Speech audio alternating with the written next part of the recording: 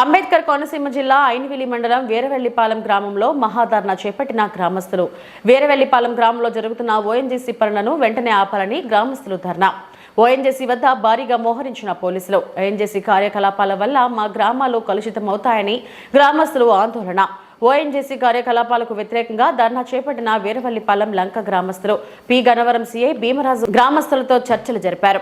అక్కడ సమస్యపై అధికారుల దృష్టికి తీసుకువెళ్లి సమస్య పరిష్కారం అయ్యేలా చేస్తానని హామీ ఇచ్చారు. దీంతో గ్రామస్తులు ఆందోళనను విరమించారు. పోలీసులు టెంట్లను తొలగించారు.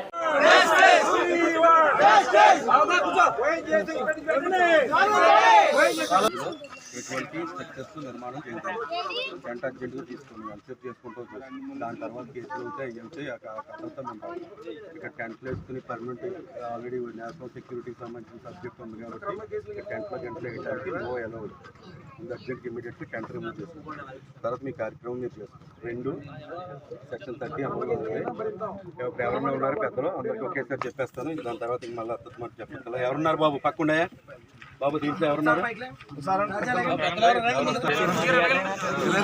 ఏంటంటే గ్రామంలో ఈ ఓఎన్జీసీకి సంబంధించి మన oil and natural gas corporation వాళ్ళు 2 పాయింట్లు గుర్తించారు. ఆ పాయింట్కి సంబంధించి డ్రిగ్గింగ్ జరుగుతుంది. ఈ డ్రిగ్గింగ్ జరిగిన తర్వాత ఇక్కడ ఆయిల్ పడుతుందో లేదో ఇప్పుడు వరకు తెలియదు ఎవరికి. ఇక్కడ డ్రిగ్గింగ్ చేసిన తర్వాత ఆయిల్ పడితే అప్పుడు ఓఎన్జీసీ వాళ్ళు ఎంటర్ అవుతారు. ఓఎన్జీసీ అంటే oil and natural gas and corporation of India. అది భారతదేశానికి భారత ప్రభుత్వానికి కేంద్ర ప్రభుత్వంకి సంబంధించిన సబ్జెక్ట్, నేషనల్ ప్రాజెక్ట్. దీన్ని మనం ఎవరో ఆపడానికి చేయడానికి ఎక్కడ కూడా ఎటువంటి రైట్ లేదు. కానీ ఇది ప్రజలకు సంబంధించిన సబ్జెక్ట్ కాబట్టి దీనికి ఒక వ్యవస్థ ఉంది, ఒక అధికారులు ఉంటారు, దీనికి సంబంధించి ఒక సెపరేట్ ఒక కోణం ఉంటుంది. మన కోనసీమలో టోటల్గా 254 బావులు, దాంట్లో ఇంచుమించుగా పనిచేయని ఇటువంటి డ్రిల్లింగ్కి సంబంధించిన సబ్జెక్టులు 375, సుమారుగా 375 ఆల్రెడీ డ్రిల్లింగ్ జరుగుతున్నాయి. ఆల్రెడీ 254 వాటిల్లో ఇంక వర్కింగ్ అయ్యి జరుగుతున్నాయి. ఇదంతా కేంద్ర మన సంబంధించిన సబ్జెక్ట్ అదంతా. ఇప్పుడు మనం ఏదన్నా నిరసన ఏదైనా తెలుపుకుంటే దానికి ఒక పద్ధతి ఉంటుంది. దానికి సంబంధించిన అధికారుల దగ్గరికి వెళ్ళి ముందు కాగితం రూపంలో ఇచ్చుకొని వాళ్ళతో మాట్లాడుకుని మాకు న్యాయం జరిగే విధంగా చూడమని చెప్పి ప్రత్యక్షంగా ఉద్యమాలు చేస్తాము, రోడ్డు మీదకి వస్తాము అని అంటే తర్వాత ఎవరైతే నాయకులు ఎవరైతే పిలుపునిచ్చారో వాళ్ళందరికీ కూడా దీంట్లో ఖచ్చితంగా తర్వాత ఇబ్బంది పడే పరిస్థితులు ఉంటాయి. పిలుపు ఇవ్వటం ఈజీయే, తర్వాత జరిగే పరిణామాలు మాత్రం చాలా ఇబ్బందిగా ఉంటాయి. మీ వరకు మీరు అది చూడండి. ఇప్పుడు ఎవరైనా గమ్ముని ఇప్పుడు మాపు ఎవరో ఒకళ్ళు 2 నలుగురు అనుకోండి ఒక మాట మీద ఉంటారు. జనం పెరిగే కొద్ది ఏంటంటే ఒక్కొక్కడికి ఒక్కొక్క ఆలోచన వచ్చేది అతనిలాగా. ఇప్పుడు వరకు మేము కేసులు కట్టరు ఏమనలేదు, అక్కడ కేసులు అంటాడు. అలాగా ఒక్కొక్కరి చేతిలోంచి దాటిపోతుంది. తర్వాత అందరూ కూడా దానికి ఆవిడ గతంలో జరిగిన పేరు మార్పు విషయంలో కానీ అంతకుముందు వాటిల్లో కానీ చాలా ఇబ్బందులు పడ్డారు. కాబట్టి దయచేసి ఏమన్నా మీ డిమాండ్స్ ఏమన్నా ఉంటే రేపు సోమవారం కలెక్టర్ గారు ఉంటారు. కలెక్టర్ గారు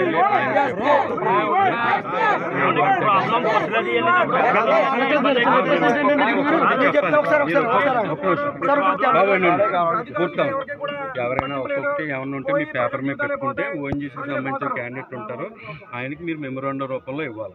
2 కలెక్టర్ గారికి వెళ్ళి ఆయనకి రిప్రజెంటేషన్ ఇచ్చుకోవాలి తప్ప మేము ఇక్కడ వస్తాము టెంట్ వేస్తాము చేస్తామంటే దయచేసి అందరూ కూడా అర్థం చేసుకోండి. ఇక్కడ ఒక నిమిషం ఫస్ట్ మా పాప మన స్కూల్కి వెళ్తే ఇక్కడి నుంచి వెళ్ళినప్పుడు 9 గంటలకు బయలుదేరితే 11 అయిపోయింది. ఇవి 4 లారీలు ఉన్నాయి అక్కడ. 4 లారీలు ఉంటే మళ్ళీ నేను అక్కడ ముక్తేశ్వరం వంతెన మీద కారు పికప్ చేసుకుని పాపనే అక్కడికి వెళ్ళినప్పుడు 11 అయిపోయిందని టైము. ఏవి వాహనాలు మీరు ఏం చేస్తారంటే ఈ పిల్లల 10th class exam, inter exam అయ్యే వరకు ఏవి వాహనాలు అనేది మాత్రం ఎలా ఉంది సార్.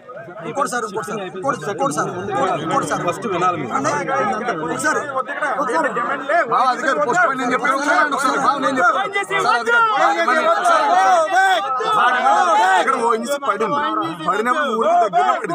పడినప్పుడు దానికి సేఫ్టీ గైడ్లైన్స్ కానీ ఏమీ లేవు.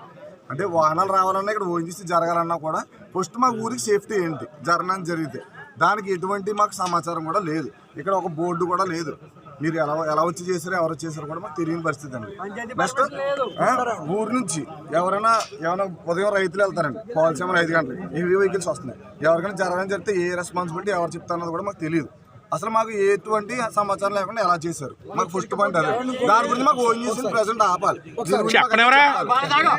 మాకు దీని గురించి ప్రతి విషయం కూడా మాకు క్లియర్ గా చెప్పాలండి. ఆన్ పేపర్ మమ్మల్ని మీరు ఎలా అడుగుతున్నారు, మీరు కూడా ఆన్ పేపర్ మాకు ఇవ్వాలి సార్. ఎందుకంటే మాకు ఊరికి ఎవరికి ఏం తెలియట్లేదు. ఏదో వస్తున్నారు వచ్చేస్తున్నారు ఎవరో కూడా తెలియదు. అదండి మా పరిస్థితి. మాకు ఏంటంటే దాని గురించి మాకు ఒక పేపర్లో మాకు ఇచ్చి అది ఎలా చేస్తారు ఏంటి, మాకు ఊరికి జరగడం జరిగితే ఏంటి, ఒక నగరం మాకు చుట్టుపక్కల చాలా జరిగాయండి. అలాంటివి జరిగితే మా ఊర్లో ఒక రోజు నైట్లో ఎవరు కూడా ఉండరు, ఒక క్షణంలో జరిగిపోద్ది. దానికి మాకు రెస్పాన్సిబిలిటీ ఏంటి, మాకు దాని గురించి ఏంటంటే మాకు చెప్పండి. పంచాయతీ నుంచి కూడా ఏం జరిగిందో కూడా మాకు తెలియదు.